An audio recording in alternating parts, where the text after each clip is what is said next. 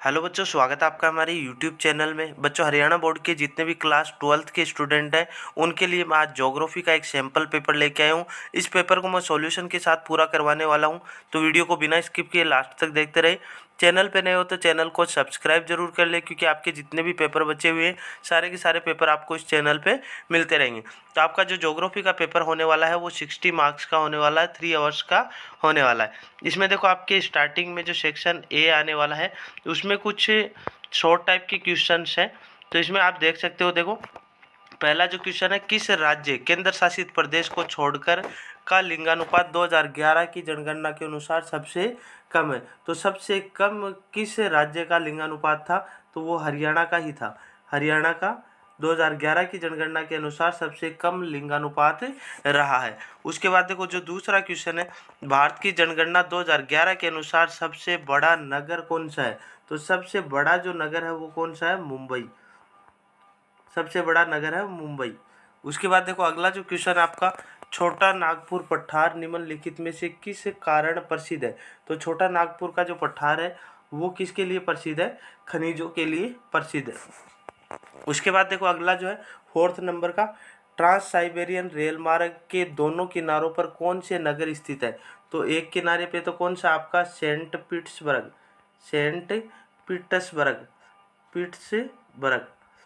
और दूसरे किनारे पे है आपका ब्लोडी बोस्टक।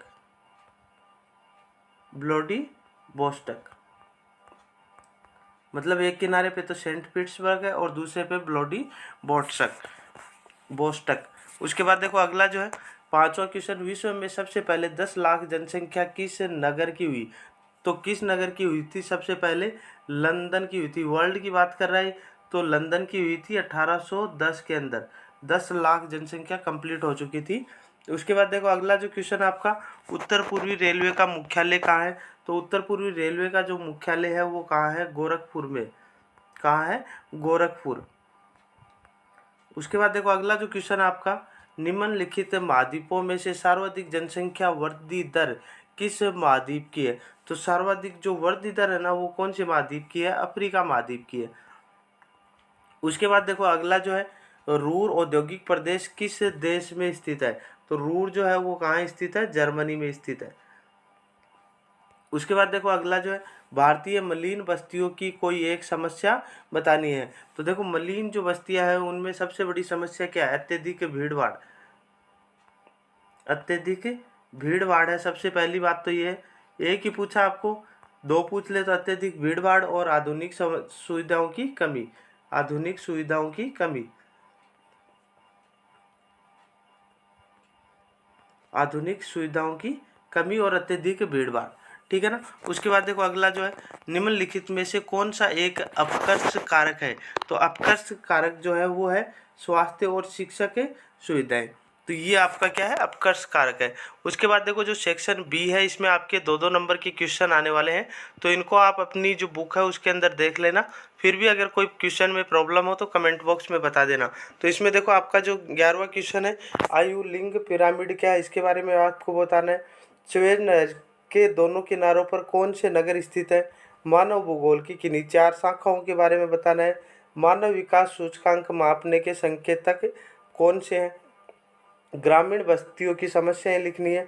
भारत में जनसंख्या वृद्धि की विभिन्न अवस्थाओं का वर्णन करना है। उसके बाद देखो, कार्यों के आधार पर नगरों का वर्गीकरण करना है। जल संभर प्रबंधन क्या है, इसके बारे में आपको लिखना है। उसके बाद देखो, आपका जो डी सेक्शन आने वाला है इसमें आपके 5 नंबर की क्वेश्चन आने वाले, अथवा में आएंगे और में, मतलब दो में से आपको एक करना है। तो इसमें देखो, जननांकीय संक्रमण सिद्धांत पर एक नोट लिखना है। भारत में जनसंख्या घनत्व के स्थानिक प्रतिरूप पर एक निबंध लिखना है। विभिन्न प्रकार की चतुर्थक आर्थिक क्रियाओं की व्याख्या करनी है। ग्रामीण बस्तियों के विभिन्न लक्षणों की विवेचना करनी है। वायु प्रदूषण के विभिन्न कारणों और प्रभावों के बारे में लिखना है। भारत में परिवहन के प्रमुख साधन कौन कौन से हैं, इनके विकास हेतु प्रभावित करने वाले कारकों पर चर्चा करनी है। धार्मिक आधार पर जनसंख्या, भारत की जनसंख्या का वर्णन करना है।